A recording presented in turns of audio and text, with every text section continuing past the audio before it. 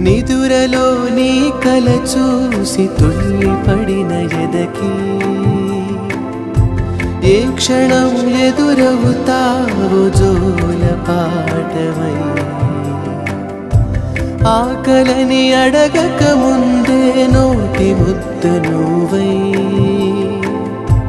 ఏ కథలు వినిపిస్తావో జాబిలమ్మ